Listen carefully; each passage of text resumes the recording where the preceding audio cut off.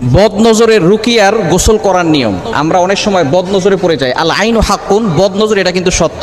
যদি কারো বদনজর লেগে যায় আপনি কিভাবে বুঝবেন এবং কিভাবে এর থেকে বাঁচবেন আজকে প্র্যাকটিক্যালি আপনাদেরকে জানিয়ে দিব এবং আমলগুলো শিখিয়ে দিব। আল্লাহর প্রতি বিশ্বাস রেখে, আল্লাহর প্রতি ট্রাস্ট রেখে যদি আপনি পরিপূর্ণভাবে আমল করতে পারেন, ইনশাআল্লাহ আল্লাহ তাআলা এই বদনজর থেকে আপনাকে হেফাজত করবেন। অনেক সময় দেখা যাচ্ছে সুস্থ মানুষ অসুস্থ হয়ে গেছে। আপনার ছোট বাচ্চা খুব সুন্দর করে হাসাহাসি করে, ছোট বাচ্চা খাওয়া দাওয়া ঠিকমতো করতেছে, হঠাৎ করে খাওয়া দাওয়া বন্ধ করে দিয়েছে, শরীরে শুকিয়ে যাচ্ছে, মেয়েটা কথা শোনে না, অনেকের বিয়ে হচ্ছে না, এটা বদনজরের কারণে হতে পারে। এই বদনজর যদি আপনি কাটাতে চান কি করবেন?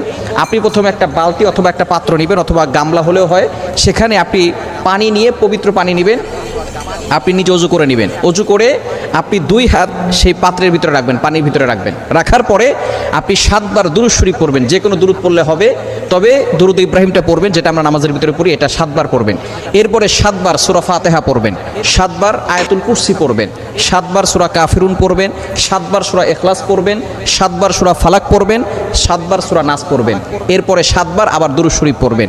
এরপরে আপনি হাতটাকে উঠিয়ে ফু দেওয়ার কোনো দরকার নাই, ওই পানি দিয়ে আপনি গোসল করে নেবেন। ইনশাআল্লাহ আল্লাহ পাক রব্বুল আলামিন আপনার বদনজর দূর করে দিবেন।